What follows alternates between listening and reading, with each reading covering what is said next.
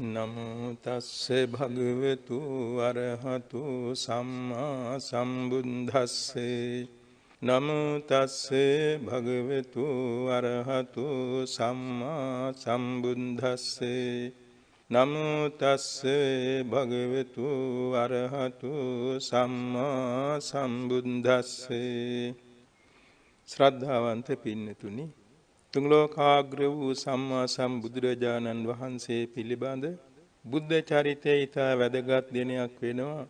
කළගුණ සැලකීමේ මාතෘකාවට මැදින් පුර 15ක් පොහෝ දවස සම්මා සම්බුදුරජාණන් වහන්සේ අභිනිෂ්ක්‍රමණය කොට වදාළ වයස 29 ඇසළ පොය දවසේ ලෝතර බුදුනේ වයස 35 පිරීලා වෙසක් පුර 15ක් පොහෝ දවසේ නැවත රජගහ නුවරට වැඩම කරන්න යෙදුනේ මාස 8ක් ගත වෙලා දුරුතු පොය දවසේදී. ඊළඟට මාස 2ක් රජගහ නුවර වේළුවනාරාමයේ වැඩ ඉන්න කාලේ රහතන් වහන්සේලාම 20000කට වඩා පහළ වුණා. විහාරස්ථාන 18කට වඩා මහා විහාරස්ථාන රජගහ නුවර ආවට කඳුරැලි අතරත සදාවතුන් විසින් ඉදි කරලා සංඝ සතු කොට පූජා කරලා තිබුණා. ඒ අතර සුද්ධෝදන මහ රජුරු අපේ තථාගතයන් වහන්සේ අභිනිෂ්ක්‍රමණය කළ කාලයේ සිට තොරතුරු විමසමින් සිටියේ. දැනට රජගහ නුවර වැඩ ඉන්නා බවද දැනගන්න ලැබුණා. එනිසා වාර 9ක් දහසක් පිරිස සමග ඇමතිවරු 9 දෙනෙක් යැව්වා සරුවක්ඥන් වහන්සේ සිය නුවරට වැඩම කරවගෙන එන්නේ. ඒ පිරිස බුදුරජාණන් වහන්සේ සමීපයට ගිහින් බණ අහලා අරහත්ත්වයටපත් වෙලා පැවිදිව හිටියා මිසක් ආරාධනා කළේ නැහැ. 10 වෙනි වාරයේට සුද්ධෝදන මහ රජුරු සිද්ධාර්ථ කුමාරයන් වහන්සේ උපන් දවසේම ඉපදී සිටි සර්ව කාර්මිකාමාත්‍ය කියන අගමැතිතුමා කාලුදායි අමාත්‍යතුමාට කිව්වා, දරුවෝ ඔබවත් ගිහිල්ලා මගේ පුත්‍රවන මගේ රටට වැඩම කරවා දෙන්න. මගේ දැන් වයස වැඩි. මා ජීවත් වෙන්න කාලය තුල මට දග ගන්න ඕන. ඉතින් එතුමා කියා හිටියා, දේවයන් වහන්සේ මට පැවිදි වෙන්න අවසර දෙනවා නම් මං ආරාධනා කරන්න. සැබවින්ම එතුමා කල්ප ලක්ෂයක් තරම් පෙරම් පුරාගෙන ආප මහ පිං ඇති කෙනෙක්. රජතුමා කිව්වා, දරුවෝ ඔබ පැවිදි වෙලා හෝ නොවි හෝ මට තථාගතයන් වහන්සේ වැඩම කරවගෙන දෙන්න. ඉතින් එතුමා දහසක් පිරිස එක්ක ගිහිල්ලා බුදුබණ අහලා පැවිදිව රහත් වෙලා හරියටම මෙන්න මේ පොය දවසේ තමයි ආරාධනා කෙළේ. ගාථා 60කින් මාර්ග වර්ණාව කරලා සරුවක්ඥන් වහන්සේට වැඳ නමස්කාරයෙන් ආරාධනා කළා කපිලවස්තු පුරනුවරට වඩින ලෙස. භාග්‍යතුන් වහන්සේ මෙන්න මේ මැදින්පුර 15ක් පොහෝ දවසේදී 20000ක් මහා රහතන් වහන්සේ සමග ඒ පිය මහ රජුරුවන් ප්‍රධාන ඥාතීන්ට ධර්ම සංග්‍රහ කරනු පිණිස පිය නගන්න ආරම්භ කොට වදාළේ හරියට මැදින්පුර 15ක් පොහෝ දවස් 60කින් ගමන සම්පූර්ණ කළා. එක දවසකට ගමන් කරන්නේ යදුනක දොරක් ප්‍රමාණයයි. ඒ දවස් 60ේම කාලුදායි රහතන් වහන්සේ අහසින් වැඩම කළා සුද්ධෝදන මහ රජුරුවන් කල්ැතුම පැහැදෙව්වා. හැමදාම සරුවක්ඥන් වහන්සේට පිය රජුරුවන්ගෙන් පිණ්ඩපාත දාන ගෙනත් පිළිගන්වනවා. මේ විදිහට විශාල සේවයක් සිද්ධ කළා. පස්සේ බුදුරජාණන් වහන්සේ හරියටම බුදු වීමෙන් අවුරුද්දක් පිරුණු වෙසක් පොය දවසේදී සිය නුවරට වැඩම කරවලා khemaka ශාක්‍ය රජතුමා පිළිගන්නු නිග්‍රෝධාරාම උයන පිළිගෙන 20000ක් රහතන් වහන්සේ සමග පිළිගෙන එදා දවසේදී පුදුමාකාර ප්‍රාතිහාර්ය සිද්ධ කරමින් ධර්ම දේශනා පැවැත්වුවේ ගගනතලයේ රුවන් සක්මනක්මව හරියටම යමා මහ පෙළහර පාමින් මහ පොළොවද කම්පා වුණා. විශිතුරු ධර්ම දේශනා කළ සදේවක ලෝකයේ අතරත කෝටි ලක්ෂයක් දෙවිබමුන් රහත් වුණ අසංකේයයක් පිරිස සෝවාන් ආදී යට මාර්ගඵල නිවන් සුව ලැබුවා. මල්වැහි වැස්ස මේ ආදී සිදුවීම් සියල්ලට පෙරගමන් වූයේ අද වැනි මැදින්පුර 15ක් පොහෝ දවසයි. ඒ නිසා අපි අද මේ දවසේදී අපේ සිත කය වචන තුන්දොර සංවර කරගෙන සම්මා සම්බුදුරජාණන් වහන්සේගේ උත්තරීතර ධර්ම දේශනාවක් සාකච්ඡා ස්වරූපයෙන් සවන් දීමට සූදානම් වෙමු. මේට ඉහතදී අප විසින් මේ සාකච්ඡාවේදී පටිච්ච සමුප්පාදයේ කොටස් කිහිපයක් ඉදිරිපත් කරන්න යෙදුණා.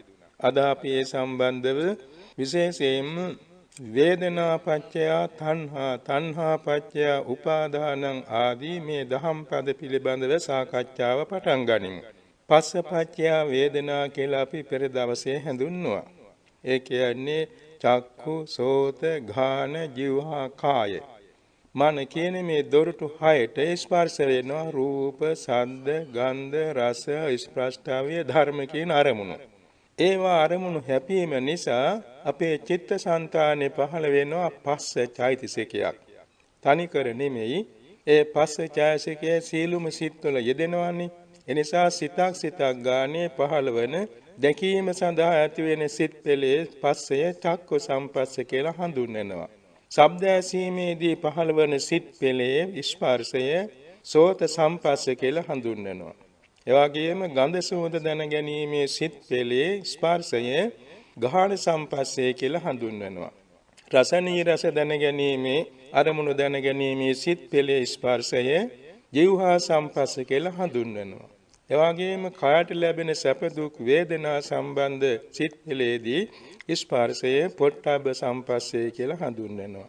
සිතින්ම ගන්න අරමුණු තුලදී සිතේ පහළවන ස්පර්ශය මනෝ සම්පස්ස කියලා හඳුන්වනවා. ඒවා කුසල් වෙන්න පුළුවන් අකුසල් වෙන්න පුළුවන් විපාක වෙන්න පුළුවන්. විශේෂයෙන්ම ඒ දොරටු පහකට චක්කුසෝත ගාන ජීවහා කාය කියන දොරටු පහට ලැබෙන්නේ කෙලීම විපාක ස්පර්ශමයි. ඇහැට රූප අරමුණු කිරීමේ චක්කු විඥානයේ කේදෙන ස්පර්ශයේ විපාකයක් විපාක ස්පර්ශයක්. ඒ වාගේ පංචද්වාරයේහි විපාක ස්පර්ශ පහළ වෙනවා. ඊට පස්සේ තමයි කුසල අකුසල ස්පර්ශ පහළ වෙන්නේ. මනෝද්වාරයට තුනම ඇති වෙනවා. ඒ වගේම කුසල අකුසල විපාක කියන ක්‍රියා ස්පර්ශත් තියෙනවා. ඒ සියල්ලම සම්බන්ධයෙන් ඇති වෙනවා යම්කිසි වින්දනයක්. ඔය පස්සේ නිසා ඒ සිතේම ඇති වෙනවා වින්දනයක්. සැප වින්දන ඇති වෙනවා දුක් වින්දන ඇති වෙනවා උපේක්ෂා වින්දන කියන මඳහත් වින්දන ඇති වෙනවා. ඒක තමයි කියන්නේ පස්සපච්චය වේදනා. ඔය වින්දනය කියන එකක් වුණාට ඒක තියෙනවා තුනක්.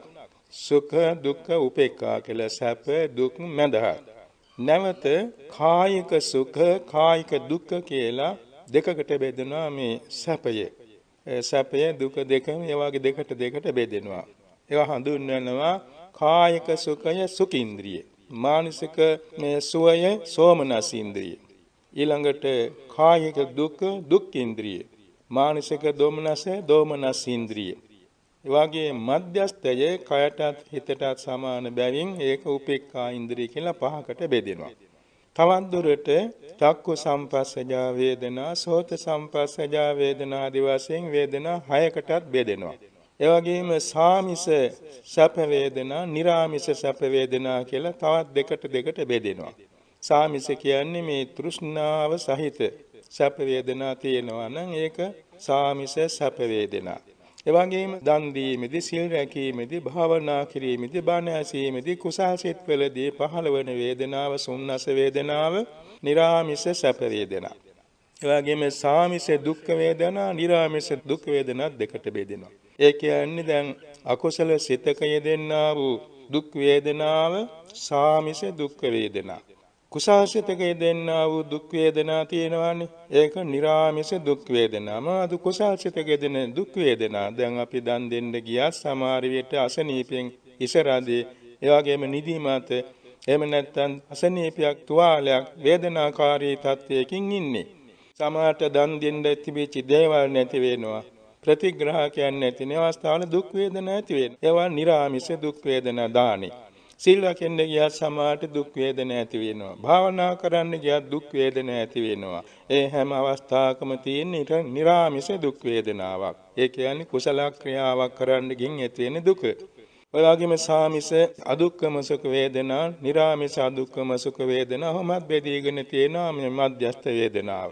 ආදි වශයෙන් බෙදීමේ වේදනාවේදී අපට අනිවාර්යයෙන්ම බොහෝ සෙයින්ම සිදුවෙන්නේ තෘෂ්ණාවක් ඇතිවීම. කොහොමද මේ තෘෂ්ණාවක් ඇති වෙන්නේ? ඒ කියන්නේ දුක්ඛී සුඛම් පත්තයති. සුඛී භීයෝපි ඉච්ඡති. උපේක්ඛාපන සන්තත්තා සුඛමිච්ඡේව භාසිතා කියලා අට කතා සඳහන් වෙනවා. යම් කෙනෙකුට සැප වේදනාවක් විඳින වෙමින් තියෙනවා නම් මේ සැප වේදනා ගැන වැඩියෙන් සැප පිළිබඳ ආසා ඇති වෙනවා.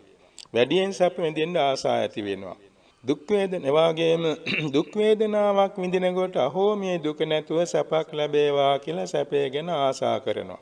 උපේක්ෂා වේදනාව සැපේටම සම්බන්ධයි. ඒතකොට ඒක සැපේමයි පතන්නේ. පින්නතුන් අහලා තියෙනවානේ මහා මන්දාතු රජුරෝ ස්නානය කරලා අහස බැලුවාම රන් කහවණු වර්ෂාවක් වහිනවා. ඒ කාලයේ මිනිසයන්ගේ ආයුෂාරුදු අසංඛේයයි. ඒ තැනැත්තාට ඒ සම්පත් මදි. මේ තරම් දිව්‍ය සමාන සම්පත් විඳින්න ඉන්න අතර මිනිසයන්ගෙන් ගහව මීට වඩා සැප කොහෙද තියෙන්නේ? චාතුරු මහා රාජිකේ තියෙනවා. පස්සේ චක්‍රරත්න ආනුභාවයෙන් ගියා චාතුරු මහා රාජික දිව්‍ය ලෝකයට. එහෙ සතර වරන් දෙවියෝ මෙතුමා පිළි අරගෙන වාසය කෙරෙව්වා. එහෙ දීර්ඝ කාලයක් ඉඳලා තවත් ඇහුවා මීටත් වඩා සැපේ කොහෙද තියෙන්නේ? සක්‍ර භවනේ. සක්‍ර භවන්ට ගියානේ. මනුෂ්‍ය වේසෙන්ම සක්‍ර භවන්ට ගියාම හැබැයි දෙව්ලොවට ගියා මනුෂ්‍ය ශරීරය වෙනුවට දිව්‍ය හා සමාන ශරීරයක් පහළ වුණා. ඉතින් සක්දෙව් රජවරු 36 දෙනෙක් ඉපදෙලා ආයු ගෙවෙන තුරු මෙතුමා සක්‍ර භවනි සම්පත් වින්දා. අර බලන්න සැපයක් ලැබෙනකොට සැපේ මදි. තවත් ඕන වෙනවා. අන්තිමේදී එතුමාට ඕන වුණා සක්දෙව් පදවිය සම්පූර්ණයෙන්ම අයිති කරගන්න. ඒ අනුන්ගේ සම්පත්තිය අයිති කරගන්න හිතීම නිසා ඔහුගේ ආවස පිරිහුණා. මනුස්ස ලෝකයට ආවා. ඒ වෙලාවේ මැතියමෙතුරු රැස් වුණා. මැතියමෙතුරු ඇවා දේවයන් වහන්සේ තමුන්වහන්සේගේ අභාවයෙන් අපි කුමක්ද හඳුන්වන්නේ රටට ලෝකෙට? කියන්න දරුවෙනි මේ සප සම්පත් කියන එකේ නම් සීමාවක් නැහැ. මේවා ගැන තියෙන ආශාව සීමාවක් නැහැ, තෘප්තියක් නැහැ. එනිසා මම මනු සම්පත් වින්දා, චාතුරු මාර්ගයේ සාධිකේ සම්පත් වින්දා, සක්‍ර භවනේ තවතිසාවේ සම්පත් වින්දා, සක්දෙව් රජවරු 36 දෙනෙක් ඉපදෙලා චුත වෙන තුරුත් මම හිටියා. ඒත් මට සෑහීමක් නැතුව මේ ආවා. එනිසා මේ ලෝකයේ මේ සම්පත් පිළිබඳව කවදාකවත් සෑහීමක් වෙන්නේ නැහැ කියන එක ලෝකෙට ප්‍රකාශ කරන්න කියලා එතුමා කලුරිය කරලා දෙව්ලොව උපන්නා. සක්විති රජ කෙනෙක් කවදාකවත් ඊළඟ ආත්මේ අපායට යන්නේ නැහැ. මොකද එතුමා නිත්‍ය පංචශීලය රකින්න කෙනෙක්. ඒ නිසා මේ විදිහට සැපේ පිළිබඳව මේ වේදනාවක් කෙනෙකුට වැඩියෙන් සැපපත වෙනවා. දුකක් ආහමත් සැපයක්ම ප්‍රාර්ථනා කරනවා. මේ වාගේ මේ සැපය පිළිබඳව වේදනාව පිළිබඳව ඇති වෙන තෘෂ්ණාවට කියනවා වේදනාපච්චය තණ්හා. ඒ තණ්හාව තියෙනවා කාම තණ්හා, භව තණ්හා, විභව තණ්හා තුන් ආකාරයකට බෙදලා. කාම තණ්හා කියන්නේ මේ මනුලව සදිවි ලෝකවල සම්පත් පිළිබඳව තියෙන ආසාව. භව තණ්හා කියන්නේ මතුමැත්තේ සදාකාලික ආත්මයක් තියෙනවා. ඒ සදාකාලික ආත්මයේ සූපත් කර ගන්නට ඕනේ කියන ආසාව. ඒකට කියනවා භව තණ්හාව. විභව තණ්හාව කියන්නේ මරණින් මත්තේ ඉපදීමක් නැත. එනිසා මෙලොවම සම්පත් විඳලා අවසන් කරන්න ඕනේ කියලා ධර්මයෙන් අධර්මයෙන් හැම පැත්තෙම අකුසල් කරමින් බොහෝ සෙයින් අකුසල් කරමින් සැප හොයනවා. ඒකට කියනවා විභව තණ්හා කියලා. ඒක බොහොම බරපතල පාපයක්. මෙන්න මේ විදිහට තණ්හාවේ අවස්ථා තුනක් හඳුන්වනවා. තවත් ක්‍රමයකට රූප තණ්හාව, සද්ද තණ්හාව, ගන්ධ තණ්හාව, රස තණ්හාව, ස්පර්ශ තණ්හාව, ධර්ම තණ්හාව කියලා පද 6කට බෙදෙනවා. ඒ කියන්නේ ඇසින් රූප දැකීමේම ප්‍රේමනාප රූප දැකීමේම ආසාව. කොයිතරම් දැක්කත් සෑහීමක් නෑ. අද කාලේ එහෙමනේ. දැන් ගයක් ගානේ මේ ටෙලිවිෂන් කියලා තියෙනවා. ඉතින් ඒ හැම දෙයක් බලලා ඉවරයක් නෑ. ඒ වගේම සද්ද ඇහිීමේ සෑහීමක් නෑ. ඒ වගේම සුවඳ විඳීමේ සෑහීමක් නෑ.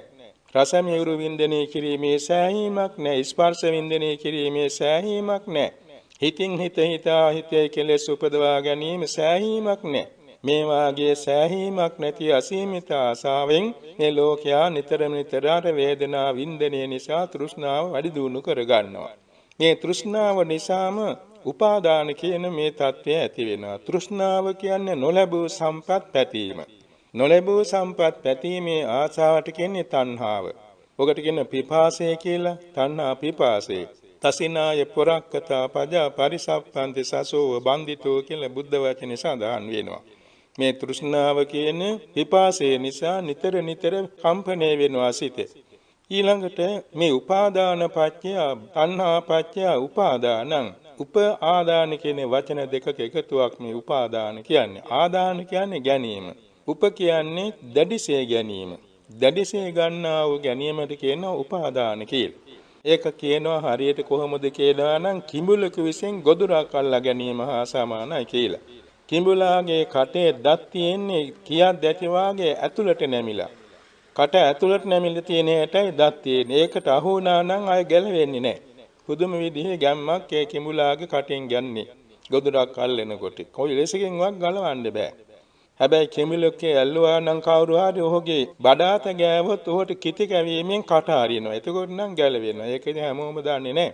මෙන්න මේ විදිහට කුම්බීලක් ග්‍රහණය කියන්නේ කුඹලෙකු විසින් ගොදුරක් අල්ලා ගැනීම වගේ Tamanට ලැබුණු සම්පත් දැඩිසේ අල්ලා ගැනීමට කියනවා උපාදාන කියලා. ඒ උපාදාන කාමෝපාදාන, ditthූපාදාන, සීලබ්බතූපාදාන, අත්වාදූපාදාන කියලා පද හතරකට සූත්‍රාන්ත දේශනාවේ සඳහන් වෙනවා. අභිධර්ම දේශනාවට ඒක දෙකට බෙදෙන්නේ. මොකද ditthූපාදාන, සීලබ්බතූපාදාන, අත්වාදූපාදාන කියන තුනම දෘෂ්ටිය. කියන්නේ වැරදි දෘෂ්ටියක්, වැරදි පිළිගැනීමක්. එතකොට කාමෝපාදාන කියවේ තෘෂ්ණාව. තොර තෘෂ්ණාවයි දෘෂ්ටියයි දෙක තමයි මෙතන දැඩිසේ අල්ලාගෙන ලැබෙන්නේ. ඔතන සඳහන් වෙනවා තණ්හා මූලික ධර්ම 9ක්. ඒක බොහොම දිග කතාවක් කෙටියෙන් මම කියන්නම්. ඒ කියන්නේ තණ්හාම් පටිච්ච පරිේෂණ, පරිේෂණම් පටිච්ච ලාභෝ, ලාභම් පටිච්ච විනිච්ඡයෝ, විනිච්ඡයම් පටිච්ච චන්දරාගෝ. ඔය විදිහට පෙළියට යනවා මේ තෘෂ්ණාව නිසා සොයනවා. දැන් අපි රැකී ආරක්ෂා කරනවා ජීවත් වීමේ ආසාවට. ඒ තණ්හාම් පටිච්ච පරිේෂණ. පරිේෂණම් පටිච්ච ලාභෝ. තමන්ගේ සෙවීමේ ක්‍රියාකාරීත්වයේ ප්‍රමාණයට ලාභයක් ලැබෙනවා. තමන්ට ලැබිය හැකි ලාභයක් ලබනවා. ලාභම් පටිච්ච විනිච්ඡයෝ. එතකොට විනිශ්චය කරනවා මේට මට මෙච්චර පාඩුයි මෙච්චර ලාභයි කියලා. මෙච්චර වටිනවා මේ ලාභය කියලා. විනිච්ඡයම් පටිච්ච තංඡන්දරාගෝ. ඒ සම්බන්ධව දැඩි කැමැත්තක් ඇති වෙනවා. දැන් ලැබුණන් පස්සේ ඒකට කැමැත්ත ඇති වෙනවා. චන්දරාගම් පටිච්ච අජ්ජෝසානං. ඊට පස්සේ ඒක තදින්ම අල්ලා ගන්නවා මගේ කියලා. මගේම දේ කියලා ඒක ජඩිසේ හිතින් අල්ලා ගන්නවා. අජ්ජෝසානම් පටිච්ච පරිග්ගහෝ. ඊට පස්සේ ලියා කියා ගන්නවා. ඔප්පු ලියා ගන්නවා. ඒ වගේම තමන්ගේ නම සඳහන් කරනවා. බැංකුවල නම් සඳහන් කරනවා. කොහොම තමන් සතු කර ගන්නවා. කඩින පරිග්ගහෝ. පරිංගම් පටිච්ච ආරක්ඛා. ඊළඟට තමන් සතු දේ ආරක්ෂා කරගන්න නිරන්තරයෙන් වෑයම් කරනවා.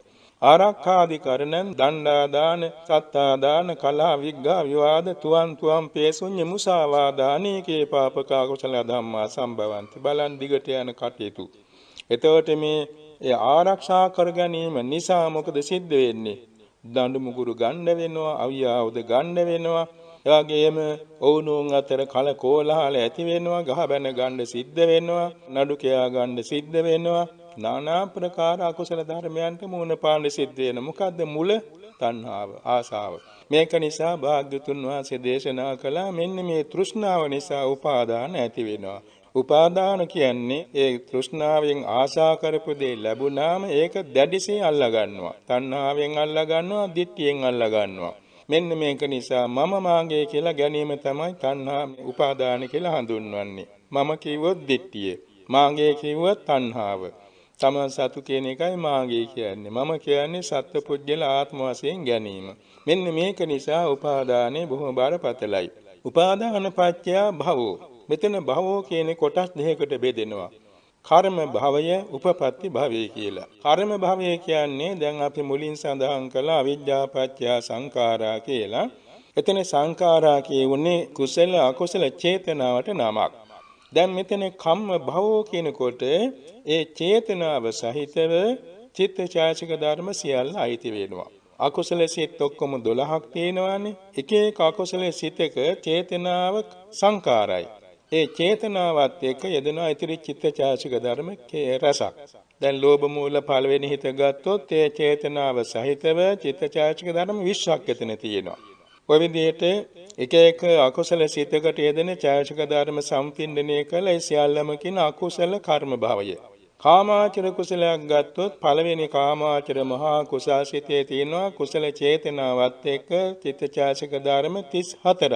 ඔය වගේම කරුණා මුදිතා දෙකෙන් එකක් යෙදුනොත් 35ක් බැගින් යෙදෙනවා. මෙන්න මේ විදිහට ඒ කුසල කර්ම රාශියට මේක කියනවා කුසල කර්ම භවය කියලා. එතකොට කාමාචර කුසල් සිත් 8ක් තියෙනවානේ.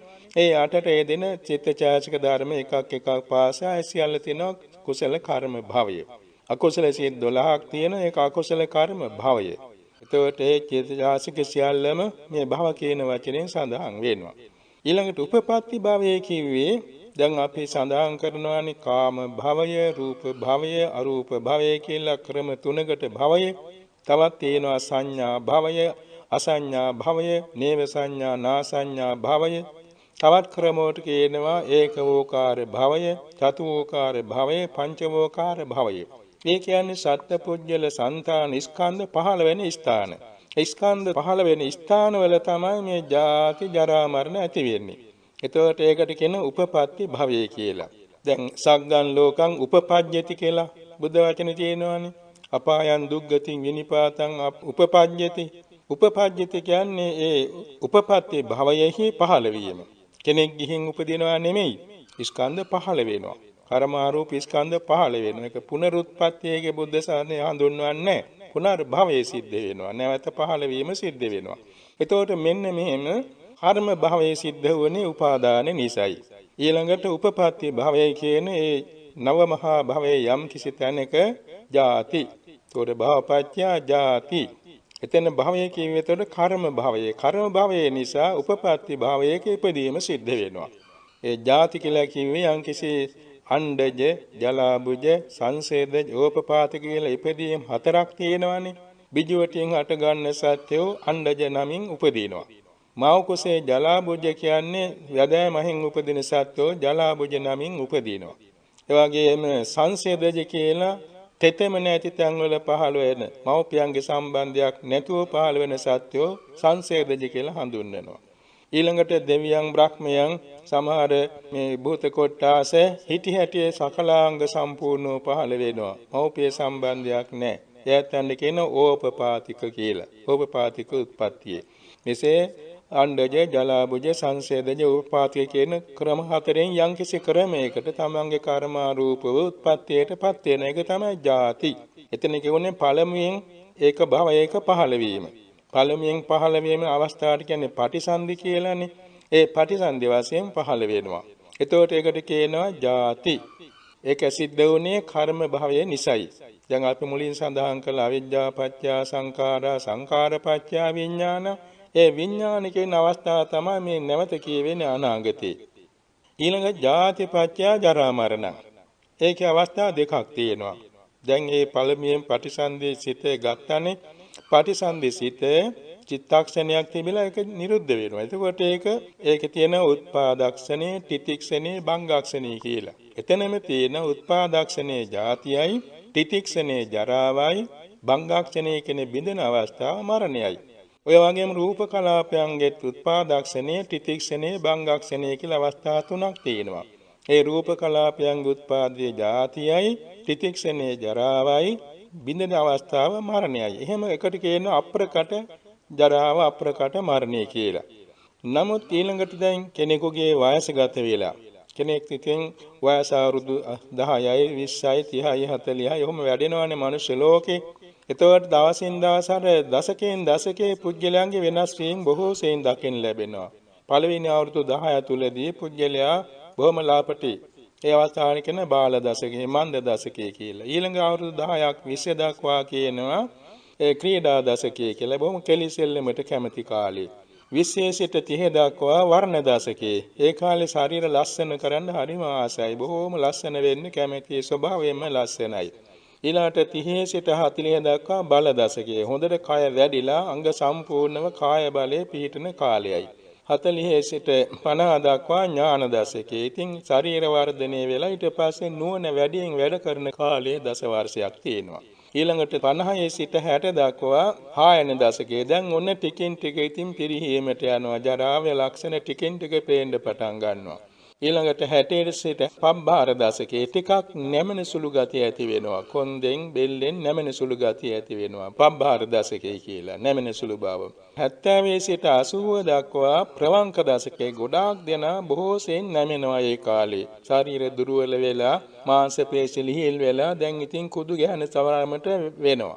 එතකොට 80 සිට 90 දක්වා මෝමෝ දශකය කියලා හඳුන්වනවා. ඒ කියන්නේ බොහෝ සෙයින් අමතක වෙනවා. කල කී දේ පවා අමතක වෙනවා. ඊළඟට 90 සිට 100 දක්වා තින් සායන දශකයේ ඇඳට වෙන්න වෙනවා. ඔය කියවේ සාමාන්‍ය ස්වභාවය. කොටින්ම උපන්දා පටන්ම ශරීරයේ හිත කය වචන කියන සියල්ලම දිනදිනා යනවා. කුඩා කාලේ තිබුණු කටහඬ මධ්‍ය වයසේ යනකොට වෙනස් වෙනවා. මධ්‍ය වයසේ කටහඬ වයසට යනකොට වෙනස් වෙනවා. ශරීර ස්වභාවයත් එහෙමයි. හිතේ පැවැත්මත් එහෙමයි. ඒ සියල්ලට කියනවා ජරාව කියලා. ගියාපත් වීම.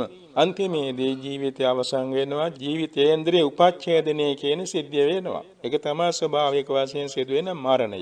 ඊළඟට පුනර්භවයක නැත ප්‍රතිසන්දිග්‍රහණය සිද්ධ වෙනවා. මෙන්න මෙහෙම සරුවක්ඥන් වහන්සේ දේශනා කළ පටිච්ච සමුප්පාදයේ දල වශයෙන් මෙතකින් අපි මේ සඳහන් කරන්න යෙදුනේ. එතකොට අපේ ස්පර්ශ නිසා වේදනාව හට ගන්නවා. වේදනාව නිසා තෘෂ්ණාව විවිධාකාරයෙන් ඇති වෙනවා. තෘෂ්ණාව නිසා උපාදාන විවිධාකාරයෙන් ඇති වෙනවා. උපාදාන නිසා කුසල කර්ම භව අකුසල කර්ම භව ඇති වෙනවා. එවැගේම කුසල කර්ම භව අකුසල කර්ම භවයන්ට උත්පත්ති ස්ථාන වශයෙන් උපපත්ති භවය ඇති වෙනවා. උපපත්ති භවයෙහි නැත ප්‍රතිසන්දිග්‍රහණය කියන ජාතිය ඇති වෙනවා. ජාතිය නිසා ජරාව හා මරණය ඇති වෙනවා. ඔය කියන ජරා මරණ අතරතුර තව තියෙන ජීවිතයේ විඳින්න තියෙන දුක් වේදනා රාශියක්. ඒ කියන්නේ ශෝක වෙන්න කරුණ අනන්තය දෙනවා. හඬන්න කරුණ අනන්තය දෙනවා. කායික දුක් වේදනා අනන්ත ඇති වෙනවා. මානසික දුම්නස් වේදනා අනන්ත ඇති වෙනවා. උපායාස කියලා ජීවිත හානි වෙන තරමට දැඩි වේදනා ඇති වෙනවා. මේ සියල්ලම සිද්ධ වුණේ ජාතිය නිසා. ජාතිය සිද්ධ වුණේ අර උපපත්ති භවයක උපදින්න හේතුව කර්ම භවයේ නිසායි. කර්ම භවයේ ඇතුනේ උපාදානයේ නිසායි. උපාදානයට හේතු වූයේ ආශාව හේවත් තෘෂ්ණාව නිසායි. තෘෂ්ණාව ඇතුනේ වින්දනයේ වේදනාව නිසායි. වේදනාවක් ඇතුනේ ස්පර්ශ නිසායි. ස්පර්ශ ඇතුනේ ආයතන හයක් තිබුණු නිසායි. ආයතන හයක් ඇතුනේ නාම රූප දෙක නිසායි. නාම රූප දෙක ඇතුනේ ප්‍රතිසන්දි විඥානයක් පහළ වූ නිසායි. ප්‍රතිසන්දි විඥානයක් ඇති වුණේ සංස්කාර කියන චේතනා සිද්ධ වෙච්ච නිසායි පෙර භවයේ. ඒ සංස්කාරය ඇති වුණේ අවිද්‍යාව නිසායි. මේ විදිහට අවිද්‍යාව ඇති වුණේ ආශ්‍රව නිසායි. මෙහෙම බැලුවා මේක චක්‍රයක්. ආශ්‍රව නිසා අවිද්‍යාව, අවිද්‍යාව නිසා සංකාර, සංකාර නිසා විඥාන, විඥාන නිසා නාම රූප, නාම රූප නිසා ආයතන, සලආයතන නිසා ස්පර්ශ, ස්පර්ශ නිසා වේදනා, වේදනා නිසා තණ්හා, තණ්හා නිසා උපාදාන, උපාදාන නිසා කර්ම භව, කර්ම භව නිසා උපපත්ති භවයක ජාතිය, ජාතිය නිසා ජරා මරණ, ජරා මරණ නිසා ශෝක පරිදේව දුක්ඛ දෝමනස උපායාස. ඒ සියල්ල අතර ඇති වෙනවා කාමේ කාමාසව, භවආසව, දික්ඛාසව, අවිජ්ජාසව කියන ආශ්‍රව හතර. ඔතන හතරක් කියවට ඒක වෙන්නේ තුනයි. ඒ කියන්නේ දික්ඛාශ්‍රව, දැන් කාමාශ්‍රව, භවආශ්‍රව කියන දෙකම ආසාව තණ්හාව. එතකොට මෝහය, තණ්හාව, දිට්ඨිය. තණ්හා දිට්ඨි මෝහ කියන තුන තමයි මේ ආශ්‍රව නමින් හැඳින්වන්නේ. ඒ ආශ්‍රව නිසා ඇති වෙන අවිද්‍යාව. එතකොට අයමත් අවිද්‍යාවෙන් පටන් ගන්නවා මේ චක්‍රය. මෙන්න මේ චක්‍රයක් හැටියට නිසා මේකට කියනවා සංසාර චක්‍රය කියලාත් කියනවා. භව චක්‍රය කියලාත් කියනවා. වට්ටය කියලාත් කියනවා. ත්‍රිවිධ වර්තය කියලාත් කියනවා. එතකොට මෙතන සඳහන් වෙනවා කාල තුනක්.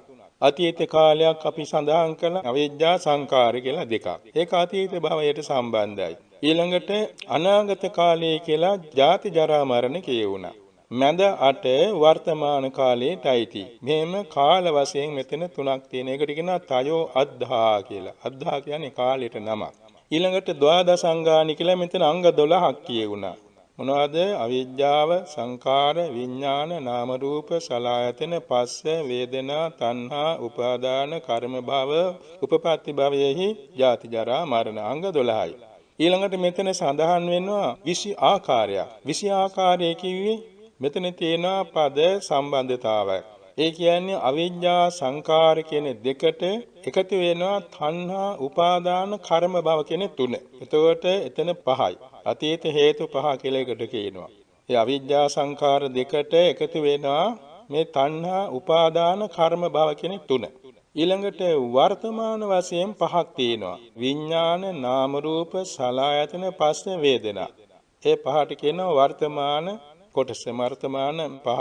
ඒකට කියනවා ඵල පංචකය කියලා. ඊළඟට නැවත වර්තමාන හේතු පහක් ඇති වෙනවා තණ්හා උපාදාන කර්ම භව කියනකොට එතනම එකතු වෙන අවිජ්ජා සංකාර දෙක.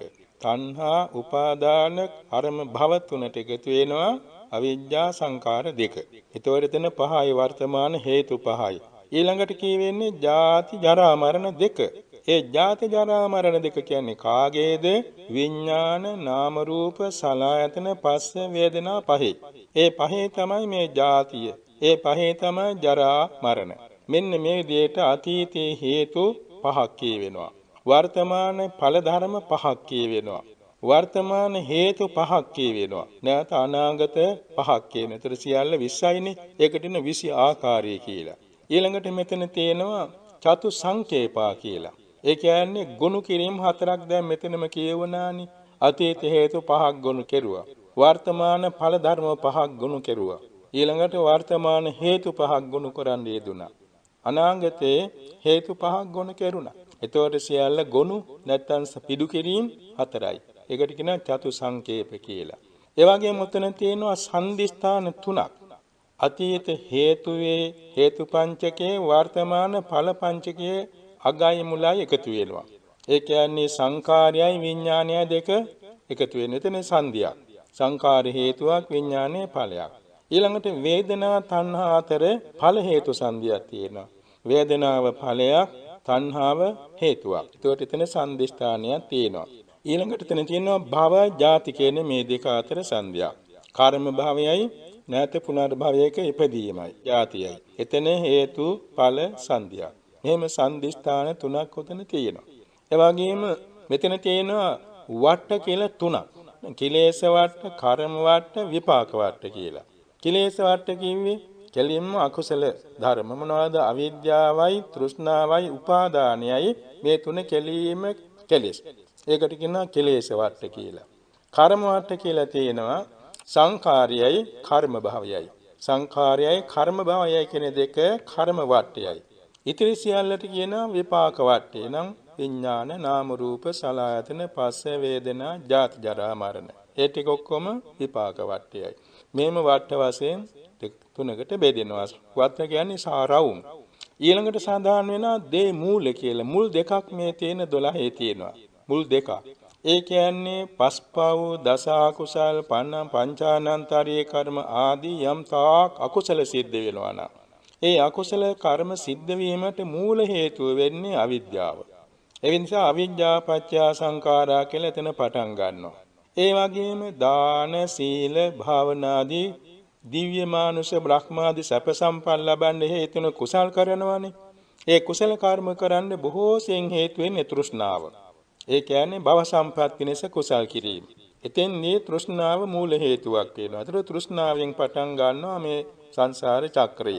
ඒතර තෘෂ්ණා නිසා උපාදාන, උපාදාන නිසා කර්ම භව, කර්ම භව නිසා උපපත්ති භව, ඒක ජාති, ජාතිපත්‍ය, ජාතිය නිසා ජරා මරණ, ජරා මරණ සම්බන්ධව ශෝක පරිදේව දුක්ඛ දෝමනස උපායාස, ඒවා නිසා ආශ්‍රව, ඒවා නිසා අවිද්‍යාව අයිමතර රවමට සම්බන්ධ වෙනවා. මේ විදිහට බැලුවා මුල් දෙකක් මේ 12 අංගවල තියෙනවා. මේ අනුව සලකා බැලීමේදී භාග්‍යවත් බුදුරජාණන් වහන්සේ දේශනා කොට වදාළ මේ පටිච්චසමුපාදයේ විස්තර කරන්න විශාල වශයෙන් අපට කරුණු එකතු වෙනවා.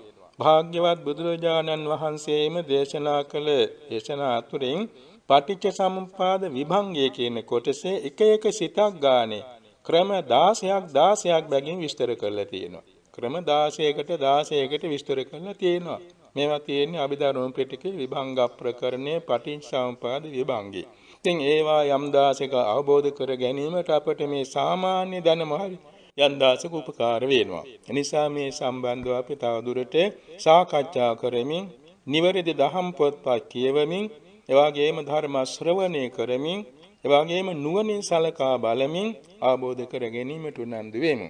මේවා ගැන සාකච්ඡා කිරීමෙන් අපට ලැබෙන්නේ ප්‍රඥා පාරමිතාව. එනිසා මෙතෙකින් අපි මේ ඉදිරිපත් කළ පරිංසාවපාද කරුණු ගැන දේශනා කිරීමෙන් සවන් දීමෙන් සිතා බැලීමෙන් ඇති කරගත් අවබෝධය අපට සතර මඟඵල නිවනට හේතු වෙන ප්‍රඥා පාරමිතාවක් වේවා කියලා අදිෂ්ඨාන තබා ගනිමු. ඊළඟට විශේෂයෙන් අපට හඳුන්වන්නට ඕන වෙලා තියෙනවා බොහෝ දෙනා අහනවා මේ නිරෝධ සමාපත්තිය කොහොමද? කාය සංස්කාර, වචී සංස්කාර, චිත්ත සංස්කාර නිරුද්ධ වන්නේ කොහොමද? මේවා ගැන අහලා තියෙනවා. මේක තේරුම් ගන්නට ඕන. ධ්‍යාන විදර්ශනා වඩන උතුමන් වහන්සේලා අනුපිළිවෙලින් සෝවාන්, සකදාගාමි, අනාගාමි, අරහත් කියන උතුම් අවස්ථාවන්ටපත් වෙනවානේ. ඒ වගේම රහත් බෝධියේ, පසේ බෝධිය, අභිසම්බෝධිය අවස්ථාවන්ටපත් වෙනවා. ඔයපත් වෙන මාර්ගඵලාභයෙන් අතුරින් සෝවාන්, සකදාගාමි දෙන්නට බෑ නිරෝධ සමාපත්තියක් ලබන්න. අඩුම ගානේ අෂ්ට සමාපත්තිලාභී අනාගාමී වෙන්නට ඕනේ. ඉන් ඉහළට තින් රහතන් වහන්සේලා, පසේ බුදුවරයන් වහන්සේලා, ලෞතර බුදුවරයන් වහන්සේලා අෂ්ට සමාපත්තියම ලබා සිටින කෙනෙක් වෙන්න ඕනේ. එතකොට අෂ්ට සමාපත්තිලාභී අපි හිතමු රහතන් වහන්සේ නමක් කියලා. අපි අහලා නිතර තියෙනවා මහා කාශ්‍යප රහතන් වහන්සේ දවස් 7ක් නිරෝධයෙන් සමාපත්තියෙන් ඉඳලා පින්ඩපාත වැඩේ කෙනෙක් අහලා තියෙනවානේ. එතකොට මේ නිරෝධය කියන්නේ කොහොමද?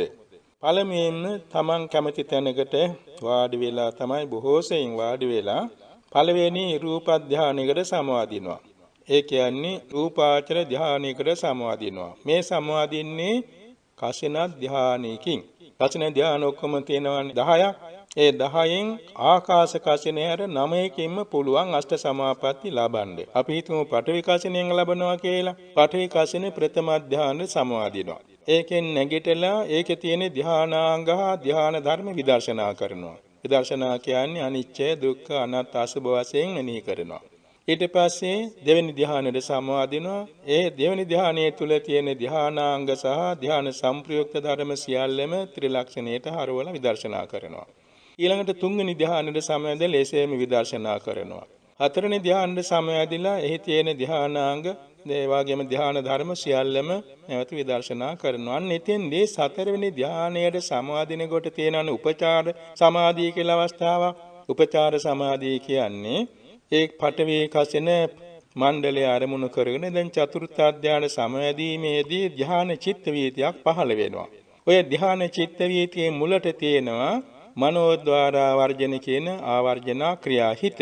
ඊළඟට තියෙනවා පරිකර්ම, උපචාර, අනුලෝම, ගෝත්‍රභූ කියලා සිත් 4ක්. ගෝත්‍රභූ කියන්නේ දැන් ධ්‍යාන සමවැදීමේදී තියෙන අනුපිළිවෙල. එතන පරිකර්ම, උපචාර, අනුලෝම, ගෝත්‍රභූ කියන මේ සිත් 4ට කියනවා උපචාර සිත් කියලා. ඒ කියන්නේ ධ්‍යානෙට සමීපව හැසිරෙන සිත්. ඒ ධ්‍යාන සමීපව හැසිරෙන සිත් කියන ඒවාට කියනවා උපචාර සමාධි සිත්. ඒවා කාමාවචරයි, ඥාන සංප්‍රයුක්තයි, උපේක්ෂා සහගතයි. චතුර්ථ ධානයට යනකොට ලැබෙන්නේ උපචාර අවස්ථාවේදී උපේක්ඛා සහගත සිත්. ඒ උපේක්ඛා සහගත සිත තුළ තියෙන සමාධියට කියනවා උපචාර සමාධිය. එතෙන් යන ආස්වාස ප්‍රස්වාස දෙක නොදැනී යනවා, නිරුද්ධ වෙනවා.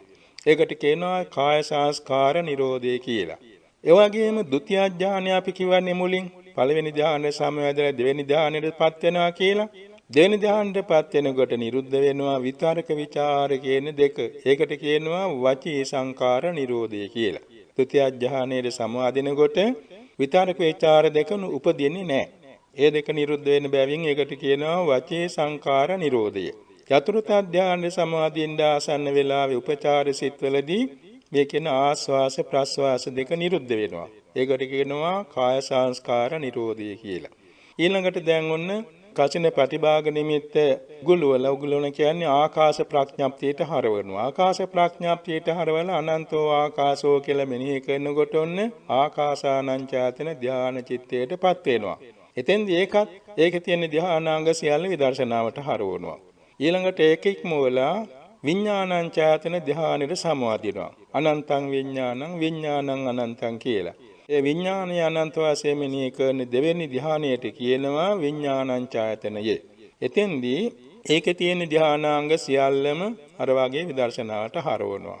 ඊළඟට යනවා තුන්වෙනිව ආකින්චඤ්ඤාතන සමාපත්තිය ලබනවා. ඒ කියන්නේ නත්ති කිංචේ නත්ති කිංචේ කියලා ඒ ආකාසානංචාතන ධ්‍යාන චිත්තයාගේ අභාවය මෙනෙහි කරමින් තුන්වෙනි ධ්‍යානෙට සමාදිනවා. ඒකට කියනවා ආකින්චඤ්ඤායතනෙ. එතෙන්දි විදර්ශනා කිරීම නෙමෙයි කෙරෙන්නේ අදිෂ්ඨාන හතරක් සිද්ධ කරනවා.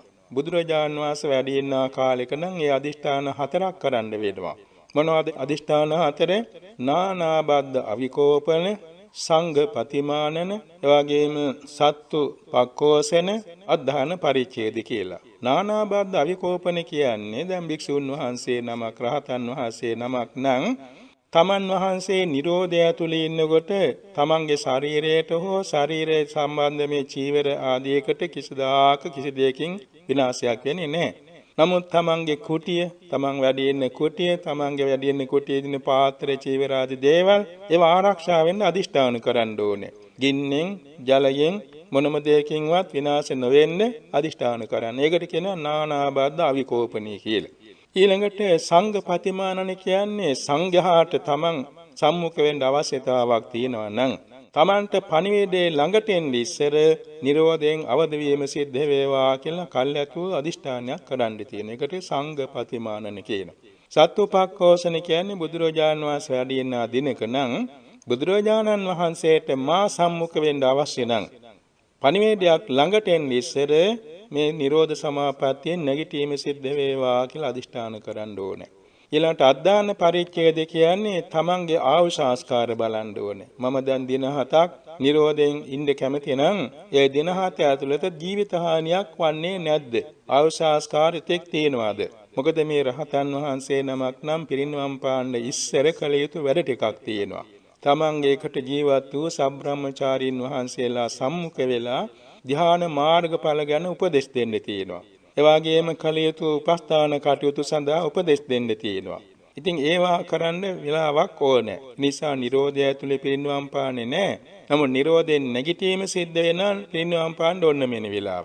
ඒක නිසා අවසාස්කාර බැලීම අද්ධාන පරිච්ඡේද කියලා හතරවෙනි අදිෂ්ඨානයයි. ඊළඟට හතරවෙනි අරූප සමාපත්තියට සමාදිනවා. ඒ හතරවෙනි අරූප සමාපත්තිය කියන්නේ නේව සංඥා නාසඤ්ඤාතන ධානසිතනේ. ඒකට සමවදිනකොටම චිත්තක්ෂණ දෙකක් ගිය තැන අන්න සංඥා වේදනා දෙකත් නිරුද්ධ වෙනවා. ඒකට කියනවා සංඥා වේදයත නිරෝධය කියලා. ඒ කියන්නේ චිත්ත නිරෝධය. චිත්ත, චෛතසික, චිත්තජ රූප කියන සියල්ලම නූපදී යනවා. දවස් 7ක් නම් අදිෂ්ඨාන කෙලේ ඒ දවස් 7 ඇතුළත සිතක් පහළ වෙන්නේ නැහැ. සිතක් නැත්තම් චෛතසික පහළ වෙන්නේ නැහැ. සිතක් නැත්තම් චිත්තජ රූප පහළ වෙන්නේ නැහැ. ඒ ශරීරයේ හරියට පිළිමයක් වාගේ තියෙනවා. ඉතින් මෙන්න මේ ක්‍රමයට කියනවා නිරෝධ සමාපත්තියට සමාදීම කියලා. හැබැයි මේ චිත්තවාර දෙකක් කියන්නේ නේව සංඥා නාසඤ්ඤාතන ධ්‍යාන චිත්තවාර දෙකක් දෙවෙනි එකේ නිරුද්ධ වෙනකොට අදිෂ්ඨාන කෙලේ දින 7ක් නම් ඒ දින 7න් පස්සේ අවදි වෙන වෙලාවක් තියෙනවා. ඒ අවදි වෙන වෙලාවේදී තමන් රහතන් වහන්සේ නමක් නම් රහත් ඵලසිත පහළ වෙනවා. ඊට පස්සේ ඉතින් තමන්ගේ පියවිසිට පෙළිය නැවත පටන් ගන්නවා. මෙන්න මේ ක්‍රමයටයි නිරෝධ සමාපත්තිය සමාදීමේ අනුපිළිවෙල. ඉතින් මේක තේරුම් ගැනීම ඉතා වැදගත් වෙනවා. අද කාලේ සමහර කෙනෙක් මගෙන් අහලා තියෙනවා මේ ආනාපාන සතිය වඩලා චතුර්ථ ධානයෙන් නිරෝධයට යනවා. නිරෝධයෙන් මේ නැගිටින්නේ දන්නේ නැහැ කියලා. මං කිව්වා එහෙමනම් බුද්ධ වචනේ පිළිවෙලක් නැහැ. කවදාකවත් ආනාපාන සති ධානයකින් පමණකින් අරූප සමාපatti ලැබෙන්නේ නැහැ. අරූප සමාපatti නැතුවත් නිරෝධයට යන්න බෑ. අඩු ගානේ අනාගාම වෙලා ඉන්න ඕනේ. නැත්තම් රහත් වෙලා ඉන්න ඕනේ. එහෙම නැතුව කවදාකවත් මේ ආනාපාන සති ධානය වැඩූ පමණකින් අරූප සමාපatti හෝ නිරෝධ සමාපatti ලැබෙන්නේ නැහැ. එහෙම එකක් අපේ ත්‍රිපිටක ධර්මෙ කොහෙවත් නැහැ කියලා මම පහදා දුන්නා. ඒක යම්කිසි අතරමං වීමක් විය යුතුයි. මේ ළඟදිත් අපට පොතකුල් ලැබුණ ඒ පොතේත් ඒක සඳහන් කරලා තියෙනවා. එහෙම ලබාගෙන ඉන්නයි කියලා. ඒකකින් අතරමං වීමක් කියලා අපි අනුකම්පා කරනවා. එනිසා භාග්‍යවත් බුදුරජාන් වහන්සේ දේශනා කළ තමන් වහන්සේම අධිගමනය කළ නිරෝධ සමාපත්තිය නම් මෙන්න මේ පිළිවෙලට සඳහන් වෙන්නේ නිරෝධ සමාපත්තියයි. ඒ ගැන අපට කිසිම මතභේදයක් නැහැ. ත්‍රිපිටක ධර්මයේ දේශනා පාළි අට කතා බොහෝ තැන්වල දකින්න පුළුවන් කාරණයක්. ඉතින් මේ සම්බන්ධවත් අපට නිසකව අවබෝධ කරගන්න ලැබේවා කියලා අපි ප්‍රාර්ථනා කරනවා. හොඳයි. ඉතින් මෙතෙක් වේලා අපි ඒ වැදගත් දහම් කරුණු රැසකට සවන් දුන්නා. ඒ දේශනාව හා සාකච්ඡා තුලින් අපි දෙපාර්ශ්වයටම ජනිත වූ කුසලයේ අපි සියලු දෙනාට කායික මානසික සැනසෙල්ලේ ධර්මාඥාන භාවනාඥාන දියුණු කරගෙන දෙලොව ජයගෙන බුදුපසේ බුදුමහරහතන් වහන්සේ ආબોධ කළ ගාම්භීර චතුරාර්ය සත්‍ය ආબોධයෙන් අජරාමර ශාන්ත ලෝකෝත්තර මහ නිවන් සුවත් වේවා කියලා අපි මෛත්‍රියෙන් ප්‍රාර්ථනා කරමු. ත්වන් සරණයි.